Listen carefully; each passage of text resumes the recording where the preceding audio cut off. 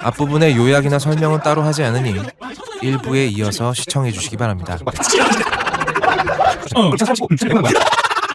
본 동영상은 궁합과 게이트의 결말이 포함되어 있으며 프렌치 키스, 졸업, 최종 병기 활해 장면들을 포함하고 있습니다.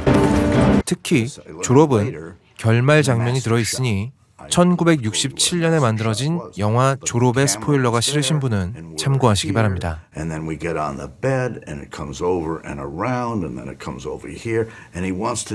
그래서 궁합이라는 영화가 그 후에 어떻게 진행이 되는가? 필요한 것은 이 안에다 넣어두었습니다. 옹주가 직접 찾아 나선 4명의 후보들은 조유성이라 하옵니다.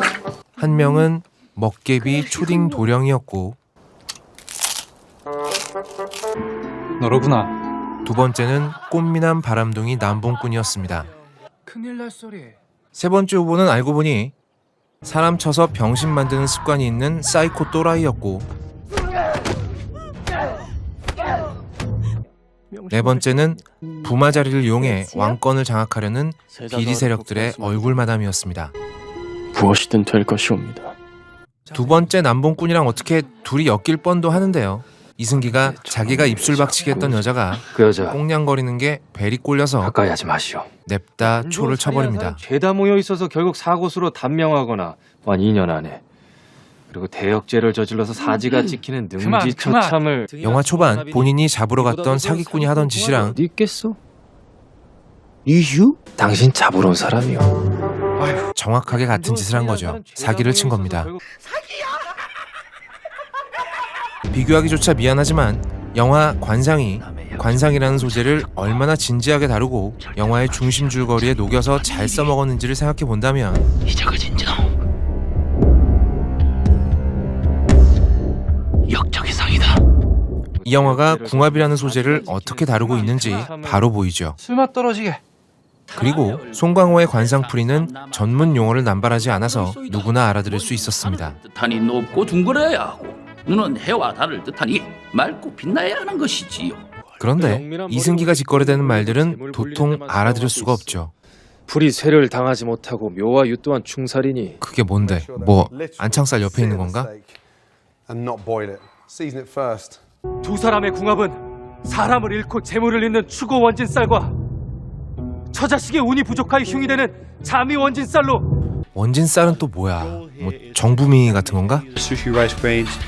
무슨 엄청난 특수 능력이라도 발동하는 듯이 글자만 존나 날아다니고 주인공만 혼자 비 맞은 땡중처럼 중얼거릴 뿐 이거 뭐 알아듣질 못하니까 뭐가 대단한 건지 알 수가 없습니다. 부마사주의 신과 진이 모두 있으면 이런 식이면 이 장면하고 전혀 차이가 없죠. 그래도 곡성은 무섭기라도 했지. 결국 이 영화에서 궁합은 관객을 낳기 위한 허울에 불과하고 조선시대를 배경으로 한 로맨틱 코미디가 알맹이라는 건데 그렇다면 그거라도 맛깔나게 살렸으면 됐을 텐데. 맛이 있죠, 나름대로. 그죠? 없어요, 맛이. 1회에서도 말했지만 이 영화에선 여주인공이 아무런 하는 일이 없기 때문입니다. 움직여야 뭐라도 변하지 않겠습니까? 가장 높은 점수를 받은 후보는 윤시경이옵니다. 내일이 홀레이온데 배우자 후보들을 봐도 초딩의 남봉꾼의 또라이의 악당입니다. 얘들한테 당할 때마다 이승기가 나타나서 구해주죠.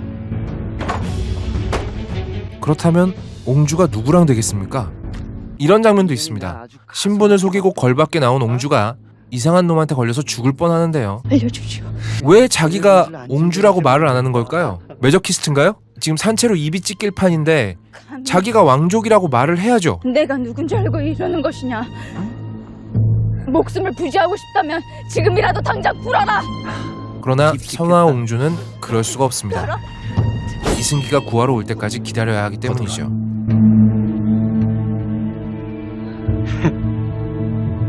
영화 전체가 처음부터 끝까지 이승기를 멋있게 보이려고만 발악을 할 뿐 여주인공의 역할은 거의 리얼돌입니다. 진짜 리얼돌로 바꿔도 이야기 진행에 전혀 무리가 없죠. 어떤 분이 댓글로 이런 말씀을 남기셨는데 조선시대인데 시대를 반영한 거 아니냐? 아, 그렇군요. 시대에 국한된 이야기가 아닙니다. 똑같이 조선시대를 다루고 있는 최종병기 활에 등장하는 문채원을 보죠. 잡혀가다가 오빠와 남편의 손에 구출되는 역할임에도 불구하고 부인, 절대로 앉아서 울고만 있지 않습니다. 뭔가 나름대로 자기 손으로 어떻게든 저항도 해보고 이런 대사도 치죠. 아니, 함께 못 갈 바엔 차라리 다 같이 죽어. 남자 여자를 떠나서 이게 상식적인 거죠.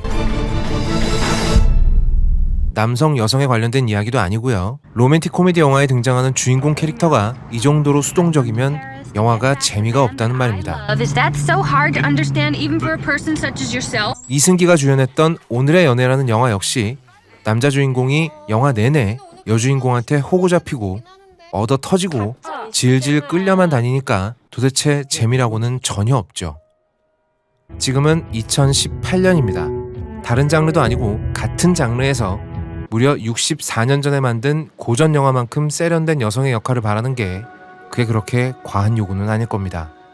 이승기의 역할 또한 문제가 한두 군데가 아닌데 저는 이승기가 이런 말도 안 되는 영화를 찍는 걸 제일 먼저 이승기 팬들이 도시락 싸서 쫓아다니면서 말려야 한다고 생각합니다. 이 장면의 레퍼런스를 찾으려면 1967년작인 졸업까지 타고 올라가야 되는데 요즘엔 너무 흔해 빠져서 TV 드라마에서도 이런 장면은 안 쓰죠. 아니면 화끈하게 도망이라도 가든가. 여기선 고작 와서 하는 짓이 왕한테 화끈하게 고자질을 합니다. 부마로 간택된 윤시경의 사주를 받아 궁합을 조작하였습니다. 인생에서 사랑을 빼면 무엇이 있습니까? 지금 이 말을 하는 곳이 궁궐이잖아요. 여기 사랑 없는 인생 사는 사람이 조선 팔도에서 제일 많은 곳 아닌가요? 궁녀며 내시며. 진짜로 없는 거요? 내시는 아예 못하잖아 사랑을. 없사옵니다. 이딴 걸 무슨 명대사랍시고. 아, 얼탱이가. 마탱이가. 다음은 게이트입니다. 이 영화 또한 갈수록 가관인데요.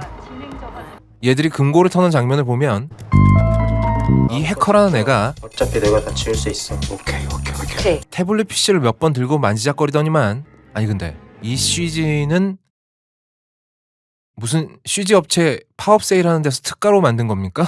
이거 포토샵 아닌가요 이거? 암튼 몇 번 만지작거리더니만 태블릿 PC를 이용해서 CCTV 화면을 싹 지워버립니다. 그런데 말입니다. CCTV가 뭐의 약자죠? 폐쇄회로 TV 아닙니까? 왜 수많은 도둑질 영화들이 위험을 무릅쓰고 직접 잠입해서 이지라를 떤 다음에야 CCTV를 마음대로 조정할 수 있게 되는 걸까요? Why do they always paint hallways that color? 왜냐면 CCTV 회로들은 바깥으로 오픈이 안 돼 있으니까 그렇습니다. 그러니까 인터넷 같은 거에 연결 안 돼 있다는 말이죠. 그러니까 폐쇄 회로지. 아 혈압 올라 씨발. 그러니까 이 해커는 폐쇄 회로 TV를 와이파이로 지운 거야. 그러니까 와이파이 아니면 블루투스로 지은 거야.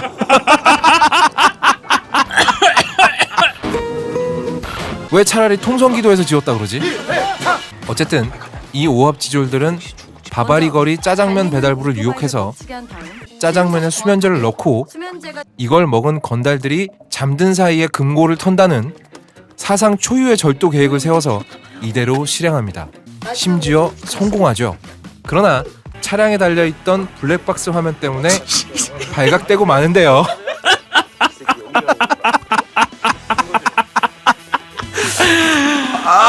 우리가 저번 주에 블랙박스 얘기했잖아.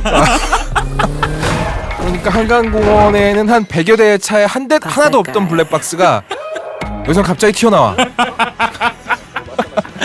난 개연성 쩐다 진짜. 쩔지. 역시. 도대체 태블릿으로 CCTV를 지워버리는 이 우주 해커는 왜 블랙박스 화면은 안 지우고 놔뒀는지 이딴 건 궁금해하지 맙시다. 그랬다가는 이 영화 끝까지 못 봅니다. 그런데 이번엔 또 일당을 다 잡아놓고 다 조져버리기 일보 직전에 이 사채업자가 마음을 바꿉니다. 니들 나랑 같이 최순실처럼 보이려고 최선을 다한 여자 금고 한번 털어볼래? 그러니까 금고 턴다고 쌩 지랄을 하던 정여원은 갑자기 자기도 같이 털자고 하고 나도 껴줘. 자기 금고 털린 이 사채업자도 다 죽여버릴 것 같이 굴다가 별안간 다른 금고를 같이 털자고 하는 거죠. 금정리에 있는 별장인데 무슨 패왕색입니까? 이 사람들만 만나면 같이 막 금고를 털고 싶어지게? 그래서 어쨌든 또 금고를 턴다는 내용인데요. 여기서도 아주 작전이 기가 막힌데 이 시골 별장 안에 있는 금고를 딱 1시간 만에 털어야 하는데 그 이유가 여기 이 시골에서 농약 팔 것 같이 생긴 아저씨가 보초를 서는데 이 아저씨가 점심을 먹고 오는 시간이 1시간이기 때문이랍니다. $30,000 in 1 month, Jordy? Huh? $430,000 이딴 건 궁금해하지 맙시다. 그랬다가는 이 영화 끝까지 못 봅니다. 암튼 이 집안에는 누가 봐도 금고로 보이는 거대한 금고가 있는데 화면에 떠있는 자물쇠 그림은 대단히 허접하지만 어쨌든 대단한 금고인가 봅니다. 왜냐하면 이 우주 해커가 이 금고를 열지를 못합니다. 왜? 이거 안 되는 거임. 그 와중에 밥 먹으러 갔던 아저씨는 30분 만에 돌아오고 온다. 시간을 끌기 위해서 임창정이 이런 웃기지도 않는 쇼를 하는 와중에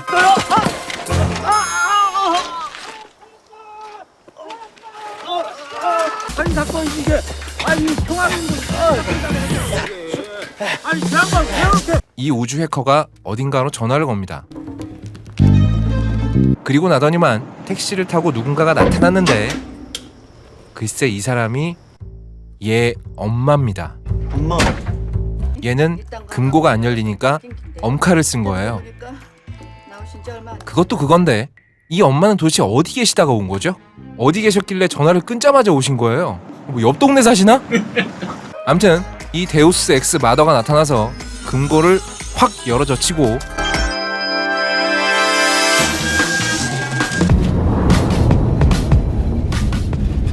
뭐 결국 이 패거리들은 깔끔하게 돈을 털어서 빠져나가고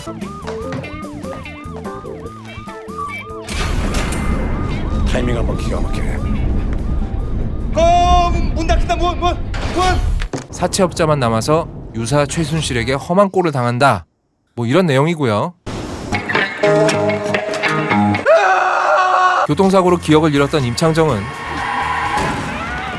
남이 교통사고 당한 걸 한번 보더니 갑자기 기적처럼 기억을 되찾고 뺏긴 줄 알았던 USB는 사실은 구두 속에 들어있었고 그래서 검사로 다시 돌아가 최순실 게이트의 수사를 시작하고 뭐 돈을 훔친 얘네들은 잘 먹고 잘 산다 뭐 이런 내용인데요. 너무나 괴랄해서 오히려 흥미진진한 이 영화는 아닌 척하면서 최순실 게이트와 503 등등을 풍자하려는 의도를 짙게 풍기는데 막상 하는 짓은 정말 놀라울 정도로 웃기지 않는 삼류 개그입니다. 너 형 얘기 잘 들어? 너 금고 딸 수 있냐? 열쇠 아저씨를 왜 불러 이 개새끼야. 결국 모여서 특수절도를 저지른 사람들이 사이좋게 스포츠카를 타고 끝나는 장면까지 보고 나면 도대체 무슨 생각으로 영화를 만든 건지 아니 대가리 속에 생각이라는 게 들어있기는 한 건지 궁금해지기 시작합니다. 임창정은 검사잖아요? 검사가 지금 남의 금고 털어서 번 돈으로 새 차 사고 이렇게 자랑질을 하고 있는 거죠 지금. 제가 정말 이런 말까지 하게 될지는 몰랐지만 이럴 거면 차라리 좀 번듯하게 만든 영화 베끼는 게 낫지 않았을까요? 궁합과 게이트, 우열을 가리기 힘든 두 영화의 등급은 30년 외길 인생이네. 자랑이다 이 도둑놈 새끼야.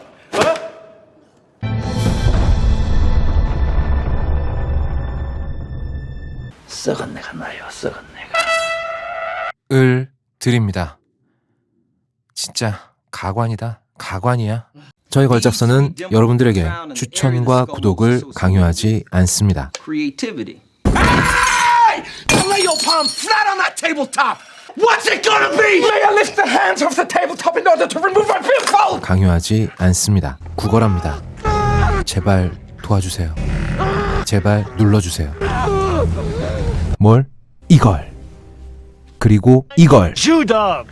저희 걸작서는 대마시안 샵의 후원으로 제작되고 있습니다. 혹시나 저에게 도움의 손길을 적극적으로 주시고 싶은 하해와 같은 아량을 가진 분이 계시다면 대마시안 샵을 방문해 보시기 바랍니다. 온라인 최저가 쇼핑은 걸작선에게 최고가의 힘을 실어줍니다.